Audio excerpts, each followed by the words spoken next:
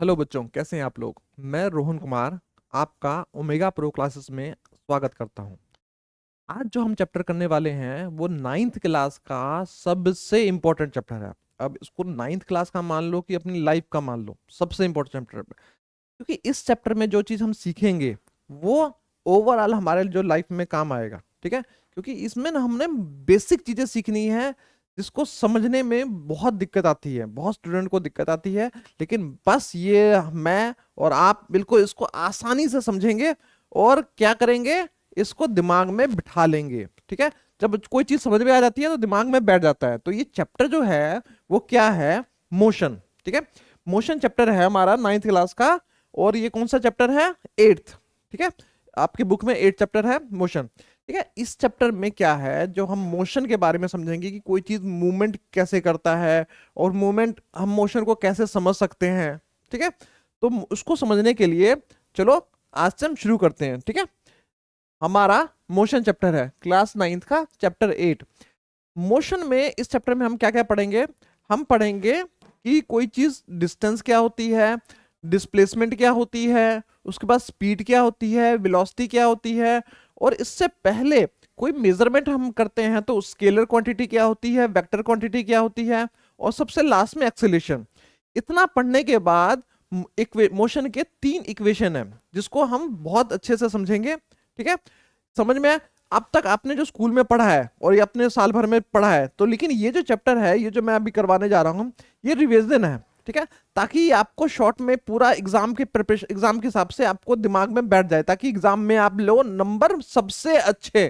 ठीक है बच्चों, तो हम शुरू करते हैं मोशन चैप्टर। मोशन, अब मोशन होता क्या है, सबसे पहली बात, मोशन होता क्या है। हम जी कोई चीज मूवमेंट कर रही है, जैसे चिड़िया उड़ रही है, ट्रेन चल रही है, बस चल रही है, ये सब क्या है, मोशन है।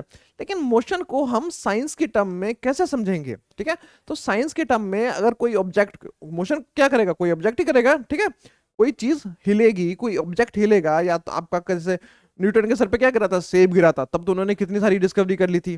ठीक है, और हमारे चीजें जो मोशन है, कोई ऑब्जेक्ट करेगा, तो सबसे पहले चीज है हमारे पास कोई ऑब्जेक्ट। ठीक है, हमारे पास ऑब्जेक्ट। ठीक है, ये ऑब्जेक्ट क्या है, कोई बॉडी हो गया। ठीक है, लिविंग बॉडी हो गया, नॉन लिविंग बॉडी हो गया, कुछ भी हो गया। तो अब ऑब्जेक्ट को हम समझेंगे कि ऑब्जेक्ट होता क्या है। ठीक है, अब ये ऑब्जेक्ट मोशन करेगा तो इसके दो स्टेट है, किसी ऑब्जेक्ट के फिजिक्स में दो स्टेट है। पहला स्टेट क्या है हमारा, रेस्ट। ठीक है, और दूसरा क्या है, मोशन। अब रेस्ट और मोशन क्या होता है। ठीक है, रेस्ट, आप अब तक आपने सोचते हो कि जहाँ हाँ थोड़ा रेस्ट कर लेते हैं, हम काम करके आए थोड़ा रेस्ट कर लिए, तो वो रेस्ट हो गया। तो बेटा रेस्ट जो है, अगर कोई चीज आसपास की करंट हिल नहीं रही है, जो आसपास का करंट, उसका जो इन्वायरमेंट है, उसके कंसेप्ट में वो हिल नहीं रही है, तो वो, तो रेस्ट क्या होता है, जब कोई ऑब्जेक्ट अपनी पोजीशन चेंज नहीं कर रहा है। ठीक है, अपनी पोजीशन चेंज नहीं कर रहा है तो वो क्या है, रेस्ट में है। लेकिन अगर कोई ऑब्जेक्ट अपनी पोजीशन चेंज कर रहा है तो वो मोशन है। तो आसपास जो हम मोशन देखते हैं, तो कई बार रेस्ट और मोशन हमें डायरेक्टली समझ में आ जाता है कि ये चीज मोशन में है, और कई बार इनडायरेक्ट एविडेंस से समझ में आता है। जैसे चिड़िया उड़ते हुए देख रहे हैं तो हमें पता चल रहा है कि वो मोशन में है। लेकिन कई बार अब अर्थ जो मूव कर रहा है तो भी आपको पता चल रहा है कि मोशन में है, डायरेक्टली तो नहीं पता चल रहा, लेकिन इनडायरेक्ट एविडेंस से हमें पता चलता है कि जो धरती मूव कर रही है और सूरज के आसपास रोटेट कर रही है, और मतलब उसको रोटेशन रेवोल्यूशन दोनों चलता रहता है। तो इसका मोशन हमें दिन रात जो बन रहा है, साल में मौसम चेंज हो रहा है, इससे समझ में आता है। जैसे हमारा खून, हमारे बॉडी में क्या है, ब्लड हमेशा मूव कर रहा है, मोशन कर रहा है, लेकिन क्या हमें वो दिख रहा है, क्या नहीं दिख रहा। तो लेकिन इसके इनडायरेक्ट एविडेंस से हम अपने नसों में यहाँ पर देखते हैं तो वो हमें मूवमेंट नजर आती है, और क्यों, मूवमेंट हो रही है तभी तो हम जिंदा है। ठीक है, तो कई बार जो मोशन है वो हमें डायरेक्ट एविडेंस से समझ में आता है, कई बार इनडायरेक्ट एविडेंस से समझ में आता है, लेकिन मोशन हमें पता चल जाता है। अब मोशन का ना और रेस्ट का एक डेफिनेशन हम करते हैं। ठीक है, मोशन हम समझ में आ गया कि कोई ऑब्जेक्ट क्या है, रेस्ट में हो सकती है, मोशन में हो सकती है। तो ये क्या है, फिजिक्स की टर्म में किसी ऑब्जेक्ट का स्टेट। केमिकल के टर्म में हमने, केमिस्ट्री के टर्म में हमने स्टेट ऑफ मोशन, मतलब स्टेट ऑफ ऑब्जेक्ट क्या था, सॉलिड, लिक्विड और गैस। लेकिन यही अगर फिजिक्स के टर्म में हम समझेंगे तो अगर कोई स्टेट क्या है, फिजिक्स फिजिक्स के टर्म में बोलेंगे कि कोई फिजिकल स्टेट क्या है, तो दो ही स्टेट है, एक है रेस्ट में, एक है मोशन में। तो ऑब्जेक्ट या तो रेस्ट में हो सकता है या मोशन में हो सकता है। और ध्यान देने वाली बात यह है कि कोई भी चीज ना एब्सोल्यूट रेस्ट में नहीं है। एब्सोल्यूट रेस्ट का मतलब होता है बिल्कुल रेस्ट में। तो कहीं ना कहीं कोई चीज मोशन में है। आप कहोगे कि सर हमारा घर तो रेस्ट में है, लेकिन घर आपका कहाँ है? ठीक है, आपका घर इंडिया में है, तो इंडिया भी रेस्ट में है। इंडिया कहाँ है? धरती के ऊपर है, वो भी रेस्ट में है। लेकिन धरती तो मूवमेंट कर रही है ना। अगर धरती के रिस्पेक्ट में हम देखें, ठीक है, धरती के कंपेरेटिव हम देखें, तो आपका घर भी मोशन में है। तो हमें जो मोशन समझना पड़ेगा, तो उसको ना मतलब उसके आसपास जो करंट सराउंडिंग है वो समझना पड़ेगा। तो उस करंट सराउंडिंग को क्या कहते हैं वो अब समझते हैं। और कोई पोजीशन कैसे पता चल सकती है कि पोजीशन होती क्या है, वो भी अब समझते हैं। तो अब मोशन को डिफाइन कैसे करेंगे? ठीक है, मोशन को डिफाइन करने के लिए हमें मोशन क्या होता है, ये देखो, motion the change in the, कोई ऑब्जेक्ट जो पोजीशन चेंज करेगा, अपनी क्या चेंज करेगा? पोजीशन चेंज करेगा ऑफ एन ऑब्जेक्ट। कोई ऑब्जेक्ट अपनी पोजीशन चेंज करेगा। पोजीशन का क्या मतलब है? अभी ये यहां पर है, फिर उसके यहां पर पहुंच गया, ठीक है। अभी यहां से यहां पहुंचने में वो अपनी पोजीशन उसकी चेंज हो गई, ठीक है। अब पोजीशन चेंज में क्या क्या फैक्टर इन्वॉल्व है वो देखते हैं, ठीक है। ओवर टाइम अब एक पोजीशन यहां पर है, यहां से वो यहां पहुंच गया, ये पोजीशन है ए, ये पोजीशन है बी। जो हमारा ऑब्जेक्ट है ए टू बी पहुंच गया, तो लेकिन ए से बी जाने में उसको कुछ समय लगा, तो यहां पर टाइम का फैक्टर आ जाएगा, कुछ समय लगा। तो जो हमने यहां पर डिफरेंस किया है, change the A change in the position of an object. Object का जो चेंज है किस में चेंज है? पोजीशन में चेंज है ओवर टाइम। इससे कुछ ना कुछ टाइम में चेंज होगा, ये तो नहीं है कि एक ही टाइम में दो ऑब्जेक्ट दोनों जगह प्रेजेंट रहेगा, ठीक है। उसके बाद relative to their reference point, उसके रेफरेंस पॉइंट से रिलेटेड करना पड़ेगा। अब रेफरेंस पॉइंट और फ्रेम ऑफ रेफरेंस क्या होता है? जो उसको समझने के लिए करंट सराउंडिंग मान के चलो, ठीक है। जो हमारे आसपास का पोजीशन है, आसपास की पोजीशन के हिसाब से हम चेंज कर रहे हैं, ठीक है। तो जो आज करंट सराउंडिंग है हमारे पास, जो आसपास की सिचुएशन है, उसके हिसाब से अगर कोई चेंजेस आ रहा है ऑब्जेक्ट में, ऑब्जेक्ट की पोजीशन में, तो वो मोशन है। अब रेस्ट क्या होगा? तो करंट सराउंडिंग के रिस्पेक्ट में अगर कोई ऑब्जेक्ट मूवमेंट, उसकी पोजीशन चेंज नहीं हो रही है, ठीक है, आसपास की चीजों के हिसाब से कोई चीज मूवमेंट, उसमें कोई मूवमेंट नहीं हो रही है, तो वो रेस्ट है। तो रेस्ट और मोशन हमने समझ लिया। अब रेस्ट और मोशन के अलावा आगे हम देखते हैं, आगे हमारे पास क्या है। अब मोशन को डिस्क्राइब कैसे करेंगे? ठीक है, मोशन को डिस्क्राइब करने के लिए सबसे पहला पॉइंट आ जाता है frame of reference. Frame of reference क्या होता है कि हमने किसी चीज को कैसे समझा है, ठीक है। फ्रेम उसका कितने एरिया को हम ऑब्जर्व कर रहे हैं। फ्रेम ऑफ रेफरेंस का सिंपल सा मीनिंग है कि जो हमारे पास ऑब्जर्वेशन पॉइंट है, जिसको ऑब्जर्व कर रहे हैं, वो हमारा फ्रेम ऑफ रेफरेंस है। थोड़ा एग्जांपल से समझाने की कोशिश करता हूं। अगर मोशन, अगर आप क्या है, आप कोई पिकनिक पे जा रहे हो, बस में अपने फैमिली के साथ जा रहे हो, ठीक है। तो आप सब बस में बैठे हो, ठीक है, और बस या ट्रेन में बैठे हो, बाहर का हमें कोई एनवायरनमेंट का कुछ नहीं पता चल रहा है कि बस चल रही है कि नहीं चल रही है, लेकिन बस के अंदर बैठे हुए हैं। हाँ, उसके हिलने डुलने से तो पता चलेगा कि चल रही है कि नहीं चल रही है। लेकिन आजकल की डेट में ऐसा मेट्रो आ गया जिसमें आपको पता नहीं चलता कि मेट्रो चल भी रही है कि नहीं चल रही है। तो हम एक बस में बैठे हैं या किसी प्लेन में बैठे हैं या हम ट्रेन में बैठे हैं, तो जहां पर हमें बाहर की सिचुएशन नहीं पता कि वो चल रही है कि नहीं चल रही है, तो आपका जो बस के अंदर जो आपका परिवार बैठा हुआ है, आपके दोस्त बैठे हुए हैं, वही आपका करंट सराउंडिंग है। उतने ही चीज को हम ऑब्जर्व कर रहे हैं, तो उसको बोलेंगे फ्रेम ऑफ रेफरेंस, कि हम कितनी चीजों को ऑब्जर्व कर रहे हैं। हम उस बस के अंदर की सिचुएशन को ऑब्जर्व कर रहे हैं।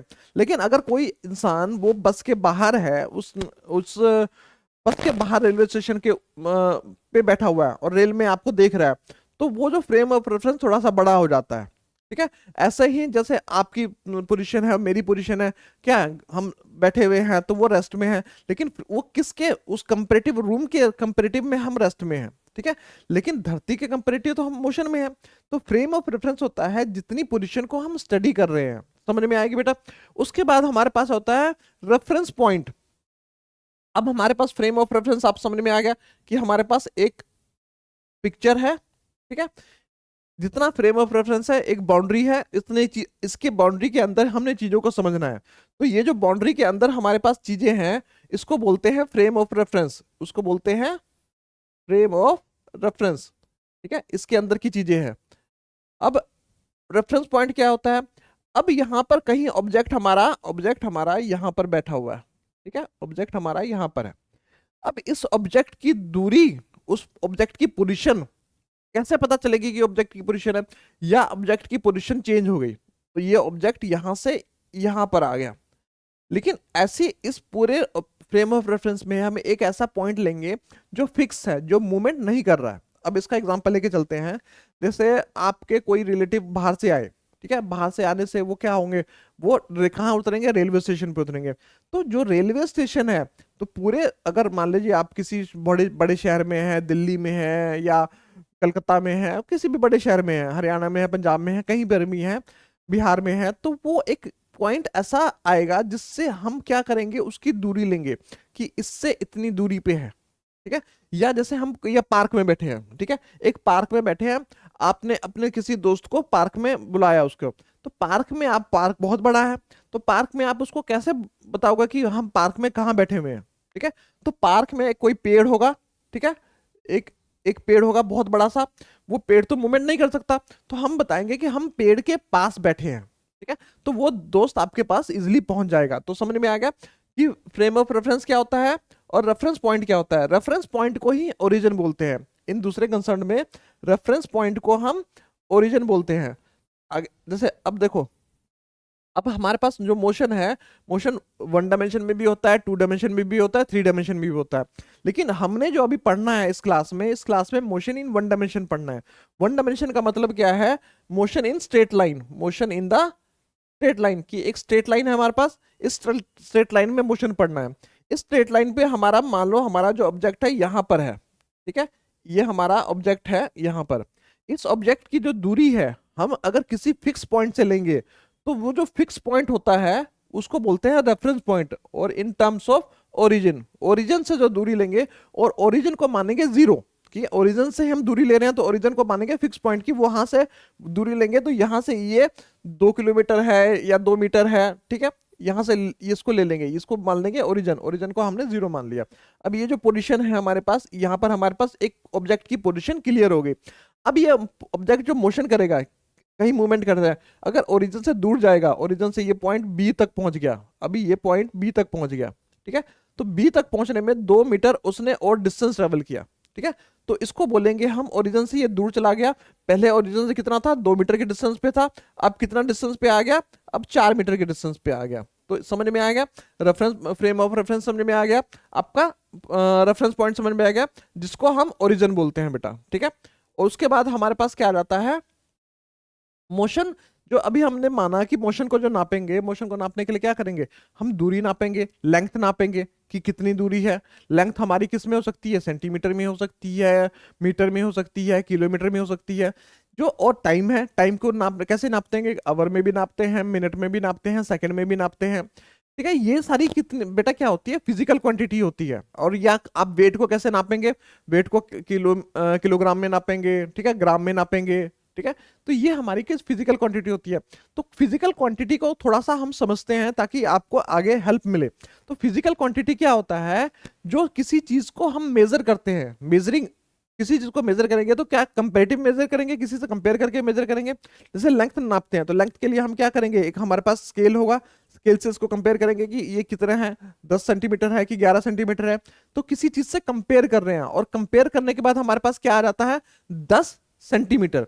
यहां पर 10 क्या है, 10 एक मैग्नीट्यूड है। मैग्नीट्यूड में मतलब क्या, एक न्यूमेरिकल वैल्यू है, और उसके साथ एक यूनिट लगा होगा, जिस यूनिट में हम नाप रहे हैं। जैसे इसको सेंटीमीटर में नापेंगे, इसको किलोमीटर में तो नाप नहीं सकते, ठीक है, या इसको हम टेम्परेचर में तो नाप नहीं सकते। लेंथ है तो हम इसको किलोमीटर, मीटर या सेंटीमीटर में नापेंगे। अगर ऑब्जेक्ट छोटी है तो उसको सेंटीमीटर में नापेंगे, थोड़ी सी बड़ी है तो उसको मीटर में नापेंगे, और थोड़ी बड़ी है तो उसको किलोमीटर में नापेंगे। लेकिन यहीं पर अलग अलग, कुछ लोग लेंथ को अलग अलग नापते हैं, फीट में भी नापते हैं, कितने आप कितने कितने फीट के हैं। तो लेकिन अलग अलग लोग अलग अलग नापते हैं। लेकिन साइंस की टर्म ने हमने फिक्स कर दिया, स्टैंडर्ड यूनिट कर दिया कि हमने सबने एक ही यूनिट में नापना है। नहीं तो आप कुछ नापिएगा, मैं कुछ नापूंगा, तो हमारे क्या मेजरमेंट में डिफरेंस आ जाएगा। तो ऐसा यूनिट क्या होती है फिजिकल क्वांटिटी लेंथ की, वो होती है मीटर। ठीक है, उसको मीटर में नापते हैं, तो वो समझते हैं फिजिकल फिजिकल क्वांटिटी क्या होती है। और फिजिकल क्वांटिटी में दो चीजें होती है, एक हमारे पास होती है न्यूमेरिकल वैल्यू, जैसे मान लो 10 हो गया या 11 हो गया 20 हो गया, ये हमारे पास एक फिजिकल को, उसके साथ क्या हो जाता है सेंटीमीटर या मीटर। ठीक है, कि कोई चीज कितने मीटर की है, कितने सेंटीमीटर की है, कितने किलोमीटर की है, तो ये दोनों मिलके हमारे पास क्या बन जाता है, ये एक प्रॉपर यूनिट बन जाती है, the numerical value of the physical quantity. अब ये जो numerical value of physical quantity हो, कि इसको बोलते हैं मैग्नीट्यूड, इसको बोलते हैं हम मैग्नीट्यूड बोलते हैं बेटा, समझ में अच्छी चीजें आगे। ये मैग्नीट्यूड होता है जो न्यूमेरिकल वैल्यू, और ये चेंज हो सकती है। ठीक है, आपकी ये मैग्नीट्यूड चेंज हो सकता है, मैग्नीट्यूड को आप कम या ज्यादा कर सकते हैं, लेकिन आप यूनिट को नहीं बढ़ाएंगे। बड़ी यूनिट ले सकते हैं, छोटी यूनिट ले सकते हैं, लेकिन यूनिट को आप, यूनिट चेंज नहीं होगी। अगर आपका 5 किलो आलू है, हमने, और किसी आपके दोस्त के पास 5 किलो आलू है, दोनों आलू को मिला देंगे तो हमारे पास 10 kg आलू हो जाएगा। जैसे हमारे पास मान के चलते हैं हमारे पास 5 kg आलू है, और हमारे एक दोस्त के पास 5 kg आलू है, दोनों को जो हम ज्वाइन कर देंगे तो हमारे पास कितना आ जाएगा, 10 kg आलू हो जाएगा। तो इसमें चेंज क्या आया, आपके न्यूमेरिकल वैल्यू में चेंज आया, कि आपका मैग्नीट्यूड में बढ़ गया, लेकिन आपका केजी तो नहीं चेंज हुआ ना, केजी आपका चेंज नहीं हुआ। तो इसी को बोलते हैं फिजिकल क्वांटिटी। मोशन, अब देखो मोशन अलोंग स्ट्रेट लाइन के लिए हमें फिजिकल क्वांटिटी समझना पड़ेगा। अब फिजिकल क्वांटिटी में दो तरह की फिजिकल क्वांटिटी होती है बेटा। कुछ फिजिकल क्वांटिटी ऐसी होती है जिसमें डायरेक्शन की जरूरत नहीं पड़ती। ठीक है, अब डायरेक्शन क्यों कहां से आ गया वो भी हम समझाते हैं। अब मान के चलो कि आपका जो घर है, ठीक है, और स्कूल के बीच में डिस्टेंस है 1 किलोमीटर। ठीक है, अब ये जो 1 किलोमीटर डिस्टेंस है, अब इसको थोड़ा सा एग्जांपल लेके चलते हैं। आपके, ये आपका घर है, ये आपका घर है, ठीक है, एक हट टाइप का हमने बना दिया, सिंपल सा घर। ठीक है, अब इस घर से आपके स्कूल की दूरी 2 किलोमीटर है, या 1 किलोमीटर है। 1 किलोमीटर ज्यादा दूर नहीं करते हैं हम, 1 किलोमीटर मान लेते हैं, 1 किलोमीटर है। 1 किलोमीटर के आपका स्कूल है। ठीक है, अब एक नया बच्चा आया है स्कूल में आपके घर के पास, वो, उसको भी स्कूल में जाना है। ठीक है, ये स्कूल है, तो अब उसको, आप स्कूल जाने के लिए आपको उसको बताएंगे ना कि स्कूल आपके घर से किस तरफ है। ठीक है, अब वो घर से तो 1 किलोमीटर पे स्कूल है, लेकिन वो 1 किलोमीटर बता देने से काम चलेगा क्या। ठीक है, 1 किलोमीटर हमारे पास तो आ गया, तो 1 किलोमीटर तो डिस्टेंस हो गया कि आपके घर से 1 किलोमीटर पे स्कूल है। लेकिन क्या 1 किलोमीटर सिर्फ बताने से क्या वो दोस्त आपका पहुंच जाएगा क्या, वो 1 किलोमीटर आपका नॉर्थ में है तो वो साउथ में चला जाएगा, ईस्ट में है तो वो वेस्ट में चला जाएगा। तो हमें उसके साथ डायरेक्शन भी बताना पड़ेगा कि आपका जो स्कूल है आपके घर से साउथ में है या नॉर्थ में है, ईस्ट में है, कि ईस्ट में है तो ईस्ट ईस्ट में इतने किलोमीटर पे स्कूल है, तो वो बच्चा प्रॉपर जो डेफिनेशन है उससे वो प्रॉपर उसके स्कूल में, आपके स्कूल में पहुंच जाएगा। तो यहीं पर ये चीज हमारे पास आ जाती है, एक स्केलर क्वांटिटी होती है, एक वेक्टर क्वांटिटी होती है। स्केलर क्वांटिटी क्या होती है हमारे पास, स्केलर क्वांटिटी क्या होती है और वेक्टर क्वांटिटी क्या होती है। ठीक है, स्केलर क्वांटिटी ऐसी क्वांटिटी जिसको डिफाइन करने के लिए हमें डायरेक्शन की जरूरत नहीं पड़ती। The physical quantity with only magnitude, उसको डिफाइन करने के लिए सिर्फ मैग्नीट्यूड की जरूरत पड़ती है, उसमें डायरेक्शन की जरूरत नहीं पड़ती है। ठीक है, तो उसको बोलते हैं स्केलर क्वांटिटी। स्केलर क्वांटिटी समझ में आ गया, ये आपको आगे यूज होगा, तो इसमें स्केलर क्वांटिटी में आप स्केलर और वेक्टर क्वांटिटी में डिफरेंस भी आएंगे। तो स्केलर क्वांटिटी की क्या होती है, जिसमें सिर्फ मैग्नीट्यूड की जरूरत पड़ती है, इसमें सिर्फ मैग्नीट्यूड की जरूरत पड़ती है, डायरेक्शन की जरूरत इसमें नहीं पड़ती है। तो उस क्वांटिटी को बोलते हैं हम स्केलर क्वांटिटी। स्केलर क्वांटिटी में कौन कौन सी चीज क्वांटिटी आ जाती है, आपका मास आ जाता है, स्पीड आ सकता है, डिस्टेंस आता है, टाइम आता है, टेम्परेचर आता है, एनर्जी आती है, वॉल्यूम आता है, एरिया आता है, पावर, डेंसिटी, वर्क, ये सारी आपकी क्या आ जाती है, स्केलर क्वांटिटी में आ जाती है। Scalar quantity those quantity are, मतलब जिसको डायरेक्शन की रिक्वायरमेंट नहीं है, जिसको डिफाइन करने के लिए हमें डायरेक्शन की रिक्वायरमेंट नहीं है। तो आगे हम समझेंगे, जैसे स्पीड है या डिस्टेंस है, डिस्टेंस स्केलर क्वांटिटी है, वहीं अगर हम डिस्टेंस में उसका डायरेक्शन जोड़ देते हैं तो वो बन जाता है डिस्प्लेसमेंट। ठीक है, और डिस्प्लेसमेंट क्या है, vector quantity. Vector quantity quantity होती है जिसमें मैग्नीट्यूड भी जरूरी है और डायरेक्शन भी जरूरी है, और स्पेसिफिक डायरेक्शन, एक पर्टिकुलर डायरेक्शन जरूरी है। तो ये दोनों चीजें मिलके क्या बन जाती है, हमारे पास वेक्टर क्वांटिटी मिल जाती है। स्केलर क्वांटिटी को सिंपल वे में हम डिफाइन करेंगे। स्केलर क्वांटिटी को अगर रिप्रेजेंट करना है तो सिंपल वे में जो हम डिस्टेंस करते हैं एस करते हैं, जैसे वेलोसिटी को वी करते हैं। लेकिन जो हमारे पास वेक्टर क्वांटिटी है, वेक्टर क्वांटिटी को डिफाइन करने के लिए या तो हम जो हम रिप्रेजेंट कर रहे हैं उसको थोड़ा सा बोल्ड में लिखेंगे, या आप आगे पढ़ेंगे कि उसके ऊपर हम एरो लगा देते हैं। ठीक है, अभी हम उतना ज्यादा कॉम्प्लेक्स में नहीं जाएंगे, बस उसको जो वेक्टर क्वांटिटी है उसको लिखने के लिए थोड़ा सा बोल्ड लेटर में लिखेंगे। ठीक है, छोटे में लिखना है लेकिन उसको बोल्ड में लिखना है। लेकिन यहाँ पर स्केलर क्वांटिटी को आप नॉर्मल वे में आप स्केलर क्वांटिटी को रिप्रेजेंट कर सकते हैं। अब इसमें हमारे पास कौन कौन सा आ जाएगा, फोर्स जो हमारा है वो हमारे पास वेक्टर क्वांटिटी है, डिस्प्लेसमेंट हमारे पास वेक्टर क्वांटिटी है, वेलोसिटी हमारे पास वेक्टर क्वांटिटी है, एक्सीलरेशन हमारे पास वेक्टर क्वांटिटी है, प्रेशर हमारे पास वेक्टर क्वांटिटी है। तो ये हमारे कुछ एग्जांपल आपके आगे स्केलर और वेक्टर के। स्केलर और वेक्टर के बाद अब हम क्या पढ़ेंगे, motion in a straight line. अब मोशन स्ट्रेट लाइन में मोशन के लिए हम अब कैसे पढ़ेंगे, हमारे पास एक स्ट्रेट लाइन है। ठीक है, ठीक है, यहां पर हमारे पास कोई ऑब्जेक्ट है। ठीक है, यहां पर हमारे पास एक ऑब्जेक्ट है और ये हमारे पास ओरिजिन है। ओरिजिन से आपका ऑब्जेक्ट कुछ डिस्टेंस पे है, या अभी मान के चलते हैं कि आपका ऑब्जेक्ट ओरिजिन पे ही है। ठीक है, अभी हमारा ऑब्जेक्ट ओरिजिन पे है, यहाँ पर इस ओरिजिन पे ही बैठा हुआ हमारा ऑब्जेक्ट, और इसको ओरिजिन मान लिया।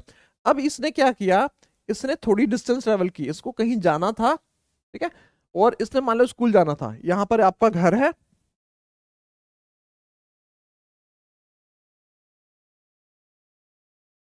यहाँ पर घर है और यहाँ पर आपका स्कूल है। ठीक है,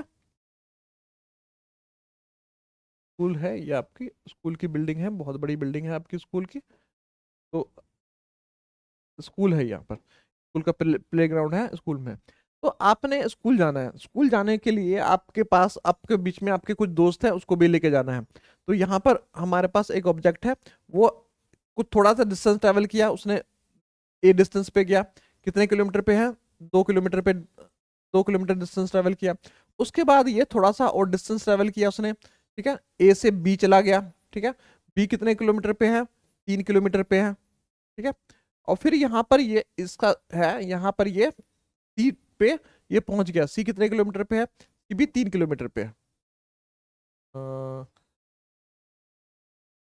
मान के चलते हैं 2 किलोमीटर और है।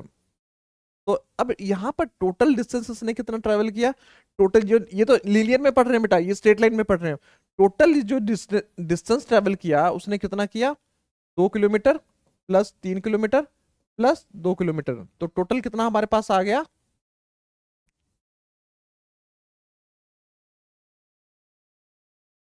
7 किलोमीटर।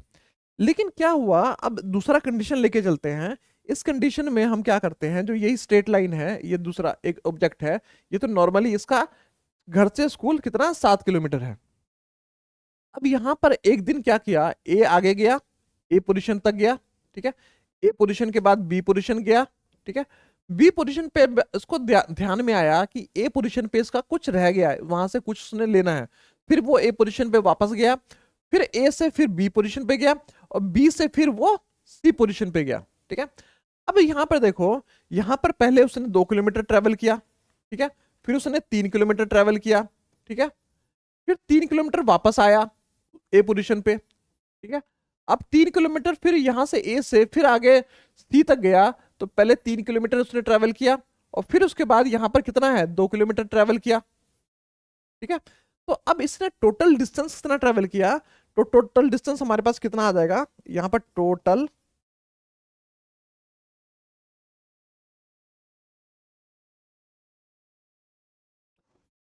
टोटल डिस्टेंस कितना आ जाएगा, पहले 2 किलोमीटर, 3 + 3 + 3 फिर 2।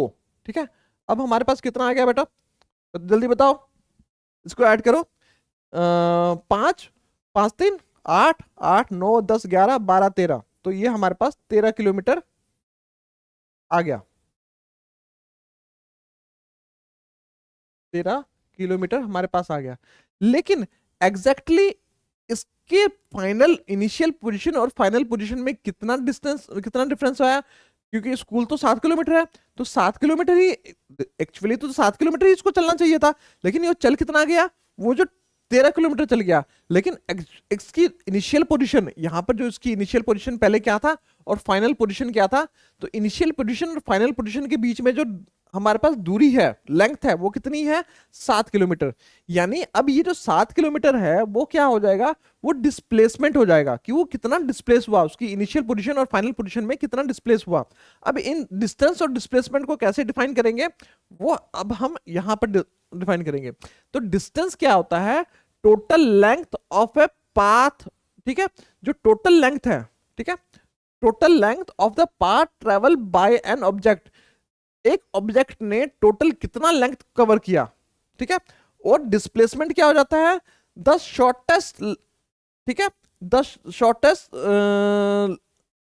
स्ट्रेट लाइन, ठीक है, शॉर्टेस्ट होना चाहिए और स्ट्रेट लाइन होनी चाहिए length from the starting point, या इसको इनिशियल पॉइंट भी बोल सकते हैं, टू द फाइनल पॉइंट। मतलब एक जो शॉर्टेस्ट लेंथ है, ठीक है, इनिशियल पोजीशन और फाइनल पोजीशन ऑब्जेक्ट की, तो उसको बोलेंगे हम डिस्प्लेसमेंट। उसको क्या बोलेंगे बेटा, हम उसको बोलेंगे डिस्प्लेसमेंट। और ये क्या हमारे पास आ जाता है, डिस्टेंस। डिस्टेंस क्या होता है, टोटल लेंथ। अब इसको थोड़ा सा एग्जांपल से समझते हैं। यहां पर ये हमारी इनिशियल पोजीशन थी, ठीक है, ये हमारे पास फाइनल पोजीशन थी। अभी ये कोई ऐसे करके यहां पर गया, ये ऐसे जाने में इसको कितना लगा, इसको मानो 10 किलोमीटर लगा। लेकिन ये हो गया 10 किलोमीटर, जो हो गया इसके जो एक्चुअल लेंथ कवर किया उसने, ऑब्जेक्ट ने एक्चुअल लेंथ कवर किया, वो 10 किलोमीटर है। अब इस 10 किलोमीटर को हम नहीं लेंगे, 10 किलोमीटर हमारे पास डिस्टेंस है, लेकिन ये जो इनिशियल पोजीशन और फाइनल पोजीशन है, इसके बीच की जो स्ट्रेट लाइन दूरी है, ठीक है, ये जो स्ट्रेट लाइन दूरी है, इसको लेंगे डिस्प्लेसमेंट। ये हमारे पास आ जाता है डिस्प्लेसमेंट, ठीक है, ये हो जाती है डिस्प्लेसमेंट। इतनी बात समझ में आ गई। डिस्टेंस आपको क्लियर हो गया, डिस्प्लेसमेंट क्लियर हो गया। अब डिस्टेंस को नापते कैसे हैं, डिस्टेंस को भी एसआई यूनिट क्या होती है हमारे पास, मीटर। मीटर ये हो गया, और रिप्रेजेंट कैसे करते हैं, स्मॉल एम से। सीजी से एक यूनिट भी होती है, उसको बोलते हैं सेंटीमीटर, और वो हमारे पास सेंटीमीटर के सीएम से नापते हैं, ठीक है। ऐसा ही डिस्प्लेसमेंट भी है, तो दोनों लेंथ ही ना, या डिस्टेंस है या डिस्प्लेसमेंट है। डिस्प्लेसमेंट में क्या आ जाएगा, पर्टिकुलर डायरेक्शन आ जाएगा। अब देखो यहां पर इस जो लेंथ है, डिस्टेंस की कोई पर्टिकुलर डायरेक्शन नहीं है, ये कभी इधर डायरेक्शन में जा रहा है, कभी इधर डायरेक्शन में जा रहा है, कभी इधर डायरेक्शन में जा रहा है, इसका पर्टिकुलर कोई डायरेक्शन नहीं है। लेकिन जो डिस्प्लेसमेंट है, ये पर्टिकुलर डायरेक्शन में है, कि इनिशियल पोजीशन और फाइनल पोजीशन का एक डायरेक्शन हमारे पास क्लियर है, और इसका मैग्नीट्यूड भी क्लियर है, दोनों चीजें इसकी क्लियर है। तो इसके बीच में मान लो 5 किलोमीटर, दोनों के बीच में स्ट्रेट लाइन में दूरी 5 किलोमीटर है। 5 5 किलोमीटर, ठीक है, 5 किलोमीटर, या मीटर, मीटर लेके चलो, क्योंकि हमारे ऐसा यूनिट क्या है, सारी चीजों को हमने मीटर में नापना है। तो 5 मीटर इसकी डिस्टेंस है, और शॉर्टेस्ट क्या है हमारे पास, 5 मीटर, और लेंथ अगर उसको ज्यादा में करेंगे तो क्या हो जाएगा, 10 हो जाएगा। इसको हम मीटर में लेके चलते हैं, ठीक है। तो ये हमारे पास, और डिस्प्लेसमेंट की भी हमारे पास यूनिट क्या क्या हो जाती है, डिस्प्लेसमेंट की हमारी भी यूनिट हो जाती है मीटर, ठीक है। सीजीएस हमारे पास क्या हो जाती है, सेंटीमीटर। तो एसआई यूनिट भी समझ में आ गया, डिस्टेंस भी समझ में आ गया, डिस्प्लेसमेंट भी समझ में आ गया। इसके बाद हमारे पास क्या है, जो मोशन है वो दो तरह का मोशन होता है, एक होता है यूनिफॉर्म, एक होता है नॉन यूनिफॉर्म। यहाँ पर दूसरा फैक्टर आ जाता है, जो हमने अभी डिस्टेंस और डिस्प्लेसमेंट समझ में आ गया, लेकिन डिस्टेंस और डिस्प्लेसमेंट के साथ वो कुछ टाइम भी लग रहा है, किसी ऑब्जेक्ट को मूव होने में टाइम भी लग रहा है। मान लो ये ऑब्जेक्ट हमारे पास, ये ऑब्जेक्ट है, यहां से यहां तक पहुंचने में इसको कुछ, इसने कुछ डिस्टेंस ट्रेवल किया, ठीक है, जो टोटल लेंथ किया, जो शॉर्टेस्ट पास होगा उसको हम डिस्प्लेसमेंट बोल देंगे, ठीक है। अब इन दोनों के में कुछ ना कुछ टाइम लगा, ठीक है। अब ये कितना टाइम लगा, उसके हिसाब से हम उसको मेजर करेंगे, कि हमें टोटल, जैसे आप कहते हैं ना, आपको घर से स्कूल पहुंचने में कितना टाइम लगा, 10 मिनट लगे या 5 मिनट लगे, या कुछ तो टाइम आपका रहते हो ना। तो हम यहाँ पर टाइम फैक्टर को भी लेंगे। जैसे अब देखो, अब इस ऑब्जेक्ट को हम अलग अलग कर देते हैं, ये बाई पार्ट्स में गया, ठीक है, ठीक है। यहां पर एक टाइम इंटरवल में, ठीक है, 2 सेकंड में इसने 2 मीटर ट्रेवल किया, अगले 2 सेकंड में 2 मीटर ट्रेवल किया, फिर अगले 2 सेकंड में फिर 2 मीटर ट्रेवल किया, ठीक है, अगले 2 सेकंड में फिर उसने 2 मीटर ट्रेवल किया, और अगले लास्ट के 2 सेकंड में, ठीक है, फिर उसने 2 मीटर ट्रेवल किया। तो यहां पर देखो, इक्वल इंटरवल और टाइम में, टाइम का जो इंटरवल है हमने फिक्स रखा, 2 सेकंड हमने टाइम का इंटरवल रखा, इक्वल टाइम इंटरवल में इक्वल डिस्टेंस ट्रेवल किया या इक्वल डिस्प्लेसमेंट ट्रेवल किया। तो जो इक्वल टाइम इंटरवल में इक्वल डिस्टेंस ट्रेवल किया, तो उस मोशन को बोलेंगे हम यूनिफॉर्म मोशन, इसको बोलेंगे हम यूनिफॉर्म मोशन, ठीक है, इसको यूनिफॉर्म मोशन, यूनिफॉर्म मोशन बोलेंगे। यूनिफॉर्म वर्ड आपने सबसे पहले कहाँ सुना? जब आप स्कूल जाते हो तो आप कहते हैं यूनिफॉर्म पहन के जाना। यूनिफॉर्म का मतलब क्या होता है? एक जैसा। कि मोशन, यहाँ पर जैसे सब बच्चे क्या आता है, एक ही तरह का शर्ट पहन के आते हैं, एक ही तरह की पैंट पहन के आते हैं, रंग उनका सबका सेम होता है, ऐसा तो नहीं होता कोई लाल पहन के आया, कोई पीला पहन के आया। कोई चीज हम जब बात करते हैं एक जैसी हो सारी चीजें, तो उसको बोलते हैं यूनिफॉर्म, ठीक है। यूनिफॉर्म इमोशन आपको समझ में आ गया। अब लेकिन यहाँ पर क्या है, एक दूसरा ऑब्जेक्ट है, दूसरा ऑब्जेक्ट जो स्ट्रेट लाइन में मोशन कर रहा है, तो टाइम इंटरवल हमने 2 सेकंड का ही लिया, ठीक है। 2 सेकंड में एक ने किया 2 मीटर, अगले 2 सेकंड में उसने किया है 3 मीटर, अगले 2 सेकंड में उसने किया है 5 मीटर, और लास्ट के 2 सेकंड में थक गया बेचारा, तो उसने किया है 1 मीटर।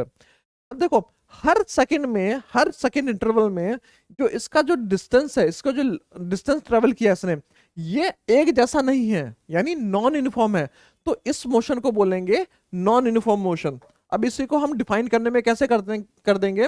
जो यूनिफॉर्म मोशन है हमारे पास, uniform motion as per the object cover equal distance, ठीक है, equal distance in equal interval of time. यानी यहां पर क्या है, इक्वल है, और यहां पर टाइम टाइम भी है, इक्वल है, तो उसको बोलेंगे यूनिफॉर्म मोशन। यूनिफॉर्म मोशन में इक्वल डिस्टेंस ट्रेवल होगा इक्वल इंटरवल ऑफ टाइम में। उसके बाद हमारे पास होता है non uniform motion. Non uniform motion क्या होता है? यहां पर जो अनइक्वल, ठीक है, मतलब यहां पर डिस्टेंस इक्वल नहीं है, किसमें? इक्वल इंटरवल ऑफ टाइम में। इक्वल इंटरवल ऑफ टाइम में, जैसे हमने यहां पर देखा था, इक्वल इंटरवल टाइम में जो हमारा डिस्टेंस ट्रेवल हुआ है, कभी 2 मीटर किया है 2 सेकंड में, कभी 2 सेकंड में 3 मीटर किया है, 2 सेकंड में 5 मीटर किया है, तो ये होता है नॉन यूनिफॉर्म मोशन, इसको बोलते हैं नॉन यूनिफॉर्म मोशन। अब इसका थोड़ा सा एग्जांपल समझते हैं। जैसे आपकी मोस्टली जो ट्रेन चलती है या फ्लाइट चलती है, वो यूनिफॉर्म मोशन में चलती है, वो एक एक पर्टिकुलर स्पीड पे चलती है, पर्टिकुलर, ताकि वो उसका जो है उसको पहुंचना, उसको रास्ते में कोई दिक्कत नहीं है। लेकिन जो आपका सड़क पे जो आप गाड़ी चलाते हो या बाइक चलाते हो, स्कूटर चलाते हो, तो अभी तो बाइक बुक आप नहीं चलाते हो, साइकिल चलाते हो, या आपके जो पेरेंट्स हैं वो स्कूटर चलाते हैं, तो कई कई बार देखोगे कि वहां पर रश हो जाते हैं, तो रश हो जाती है तो क्या हो जाता है, आप धीरे चलाते हो, और आपको खाली मिलती है सड़क, तो आप थोड़ा सा उसको स्पीड कर लेते हो, थोड़ा सा जल्दी करते हो। तो यहाँ पर आप कभी धीरे चलाते हो, कभी तेज चलाते हो, तो ये कैसा मोशन है? Non uniform motion. और जो यूनिफॉर्म मोशन क्या होगा, जो ट्रेन चलती है, एक लंबे डिस्टेंस के लिए ट्रेन चलती है, तो उसकी स्पीड एक मेंटेन रहती है, ठीक है, तो उसको बोलेंगे यूनिफॉर्म मोशन, ठीक है। ये चीज हमारे पास समझ में आ गया, यूनिफॉर्म मोशन समझ में आ गया, नॉन यूनिफॉर्म मोशन समझ में आ गया। अब देखो, इसको जो हम मोशन जो हो रहा है, अब हमने इसको टाइम के साथ कंपेयर करना शुरू कर दिया था। टाइम के साथ कंपेयर, टाइम के साथ कैसे कंपेयर करेंगे? द मेजरिंग, ठीक है, measuring of rate of motion.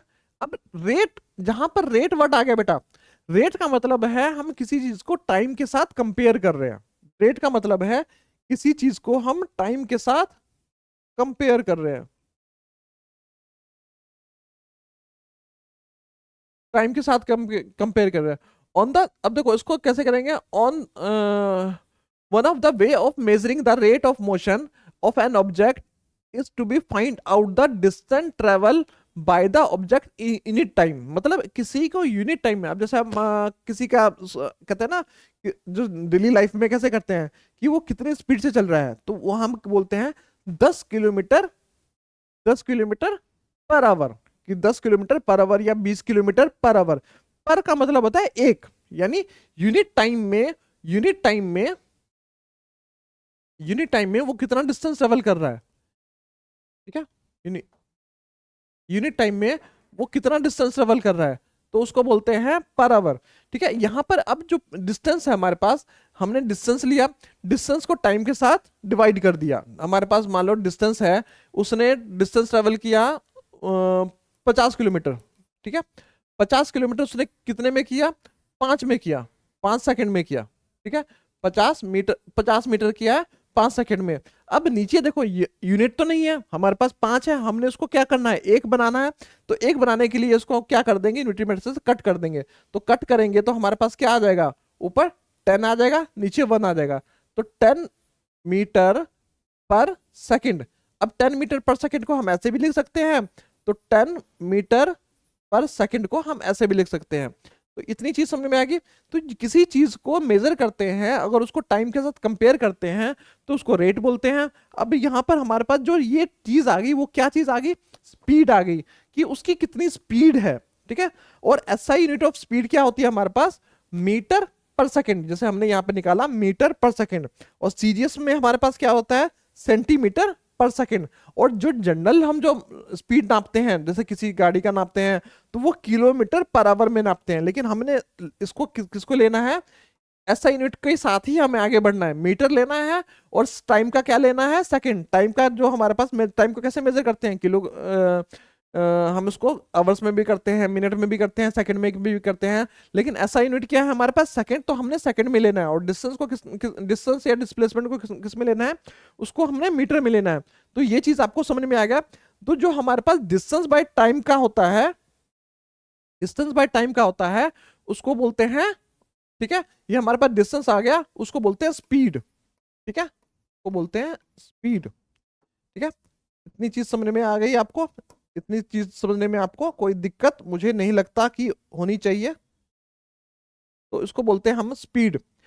अब जो हमारे पास एवरेज स्पीड क्या होता है, अगर टोटल डिस्टेंस, हमने पाथ का टोटल डिस्टेंस ले लिया, और टोटल टाइम टेकन ले लिया, कि एक पाथ को, एक किसी चीज को, बॉडी को मूवमेंट कर रहा है, मोशन कर रहा है, तो टोटल उसने कितना डिस्टेंस ट्रेवल किया, और टोटल टाइम हमने अगर ले लिया, तो उसको हमने डिवाइड कर दिया, तो हमारे पास आ जाता है एवरेज स्पीड। इतनी चीज समझ में आ गई। अब यहां पर हम क्या ले रहे हैं, डिस्टेंस ले रहे हैं और टाइम ले रहे हैं।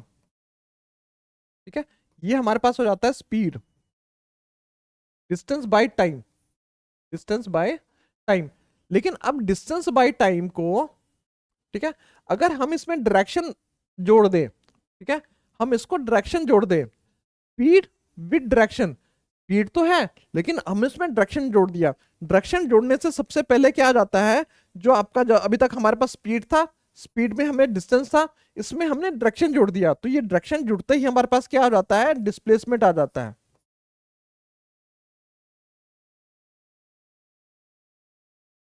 डिस्प्लेसमेंट, और नीचे टाइम हमारे पास फिक्स रहेगा।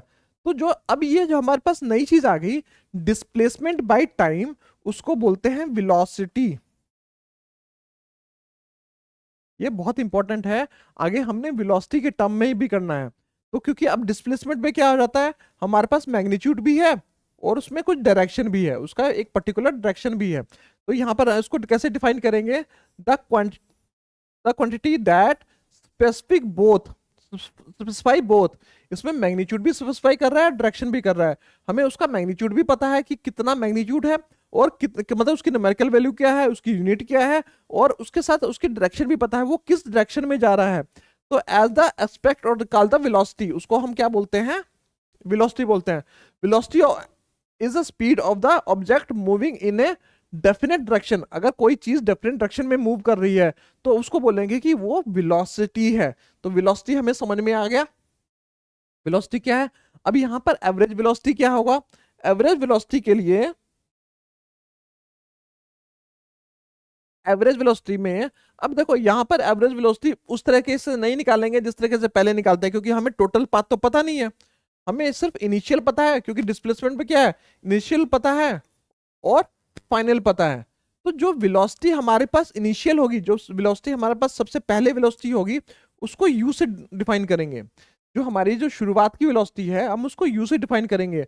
और जहां पर वो ऑब्जेक्ट पहुंचा, उस वेलोसिटी को हम v से करेंगे। यहाँ की वेलोसिटी नाप ली कि यहाँ इसकी वेलोसिटी क्या है, और जो फाइनल पोजीशन पे है उसकी वेलोसिटी नाप ली, तो वो दोनों जो वेलोसिटी है वो क्या हो जाएगी हमारे पास, इनिशियल वेलोसिटी, इसको हम इनिशियल वेलोसिटी बोलेंगे, इनिशियल वेलोसिटी, और ये हमारे पास फाइनल वेलोसिटी। ठीक है, इनिशियल वेलोसिटी हो गई और फाइनल वेलोसिटी हो, उसको रिप्रेजेंट कैसे करेंगे, इनिशियल वेलोसिटी को u से, फाइनल वेलोसिटी को v से। अब एवरेज वेलोसिटी हमारे पास क्या हो जाएगी, वेलोसिटी एवरेज हमारे पास क्या हो जाएगी, initial velocity plus final velocity, दो वेलोसिटी ले लिया उसको डिवाइड बाय 2 कर देंगे। इतनी बात समझ में आ गई कि हमारे पास इनिशियल वेलोसिटी और फाइनल वेलोसिटी को 2 से डिवाइड कर देंगे तो हमारे पास आ जाएगी हमारे पास वेलोसिटी एवरेज। इसके बाद हमारे पास क्या आ जाता है, इसके बाद हम एक होता है इंस्टेंटेनियस वेलोसिटी। इंस्टेंटेनियस वेलोसिटी होती है अगर हम किसी ऑब्जेक्ट मूवमेंट कर रही है एक पर्टिकुलर छोटे से इंटरवल ऑफ टाइम में, एक बहुत छोटे से इंटरवल ऑफ टाइम में अगर हम उसकी वेलोसिटी जानने की कोशिश करेंगे उसको बोलते हैं इंस्टेंटेनियस वेलोसिटी। उसके बाद हमारे पास अब क्या आ जाता है, rate of change of velocity. अब वेलोसिटी जो है वो भी चेंज हो रही है, जो वेलोसिटी है वो भी चेंज हो रही है, लेकिन उस किससे, एक टाइम इंटरवल से उसका वेलोसिटी चेंज हो रहा है। यानी हमारी जो वेलोसिटी थी, हमारी जो यहाँ पर मान लो हमारी इनिशियल वेलोसिटी क्या थी, u थी, और फाइनल वेलोसिटी हमारे पास, अरे हो जा, फाइनल वेलोसिटी v थी। यहां से जो यहाँ वेलोसिटी चेंज हो रहा है उसमें कुछ टाइम भी लगा, तो उस जो वेलोसिटी जो चेंज हो रही है उसमें जो टाइम लगा उसको बोलते हैं हम एक्सीलेशन, को बोलते हैं एक्सीलेशन। ये यानी कोई वेलोसिटी 0 थी और उस वेलोसिटी, अब इनिशियल वेलोसिटी, और उस मतलब आपकी गाड़ी है अभी रेस्ट पे है, ठीक है, रेस्ट पे है, तो ये वेलोसिटी हमारी क्या हो जाएगी, इनिशियल वेलोसिटी हमारे पास हो जाएगी 0। इनिशियल वेलोसिटी को हम u से डिफाइन करेंगे और फाइनल वेलोसिटी को v से डिफाइन करेंगे, तो इनिशियल वेलोसिटी 0 हो जाएगी। अब वो कहीं पहुंचने में, अब कहीं पहुंची तो वहां पर कुछ उसकी फाइनल वेलोसिटी होगी, तो फाइनल वेलोसिटी कोई टर्म होगी, मान लो x है, तो वो हमारे पास फाइनल वेलोसिटी होगी। अब इन दोनों को डिफरेंस निकाल लेंगे, हमारा डिफरेंस क्या हो जाता है, v माइनस यू, v को हम ऐसे लिखेंगे और u को हम ऐसे लिखेंगे, ये हमें रिप्रेजेंट करने का, क्योंकि फटाफट लिखोगे तो आप u और u में डिफाइन करना दिक्कत हो जाता है, तो v को हम इस तरह से लिखेंगे और u को हम छोटे में इस तरह से लिखेंगे। तो एक्सीलरेशन हमारे पास क्या होता है, चेंज इन वेलोसिटी हमारे पास, और कितना टाइम में चेंज हुआ, v minus you by T, v minus you by T, तो ये हो जाता है चेंज इन वेलोसिटी, इसको बोलते हैं एक्सीलरेशन। अब यही एक्सीलरेशन कई बार ऐसा हो सकता है कि आपकी जो इनिशियल वेलोसिटी हो वो ज्यादा हो और फाइनल में आपको रुक गई, कोई गाड़ी स्पीड में चल रही है और गाड़ी रुक जाती है, तो उसको बोलते हैं नेगेटिव एक्सीलरेशन या उसको बोलते हैं रिटार्डेशन। वहां पर जो आपकी एक्सीलरेशन की वैल्यू है कोई, तो नेगेटिव आ जाता है। नेगेटिव कब आएगा, जब हमारे पास जो जो फाइनल वेलोसिटी है वो कम है, फाइनल वेलोसिटी मान लो 0 है और इनिशियल वेलोसिटी हमारे पास कुछ थी, 10 थी, ठीक है, 10 मीटर पर सेकेंड थी, और नीचे भी टाइम आ गया, तो हमारे पास -10 बाई, या 2 सेकंड मान के चलते हैं, 2 आ गया तो -5 आ गया हमारे पास। तो यहाँ पर जो एक्सीलरेशन माइनस में चला जाता है उसको बोलते हैं रिटार्डेशन। इतना समझ में आ गया। अब एक्सीलरेशन की यूनिट क्या होती है, जैसे हमारे पास वेलोसिटी की क्या यूनिट थी, यहाँ पर वेलोसिटी बाय टाइम आ गया, चेंज इन इसको delta T by T S भी टी भी लिख सकते हैं। तो वेलोसिटी की यूनिट क्या होती है, मीटर पर सेकंड, नीचे सेकंड हमारे पास एक और आ गया, तो ये सेकंड ऊपर जाके क्या हो जाएगा, मीटर सेकंड स्क्वायर। तो हमारे पास वेलोसिटी की क्या यूनिट होती है, मीटर सेकंड स्क्वायर। अब हमारे पास 3 इक्वेशन होती है, 3 इक्वेशन हमारे पास क्या होती है, v equal to u t plus half a t square, s equal to u t plus half a t square, और 2as by v square minus u square. इसको हम नेक्स्ट लेक्चर में इसको डिफाइन करेंगे, इसको इक्वेशन को prove करेंगे, और फिर हम ग्राफिकल मेथड से भी इसको प्रूव करेंगे, तो ये चीजें हमें क्लियर हो जाएगी। इतनी चीजें आपको होप करता हूं मतलब कि आपको क्रिस्टल क्लियर हो गया होगा, समझ में आ गया होगा, ठीक है। अगर कोई चीज नहीं समझ में आएगा, कोई कंफ्यूजन है, तो कमेंट सेक्शन में आप मुझे मैसेज कर सकते हो, तो आपके मैसेज का मैं रिप्लाई करूंगा, ठीक है बेटा। Okay, thank you very much.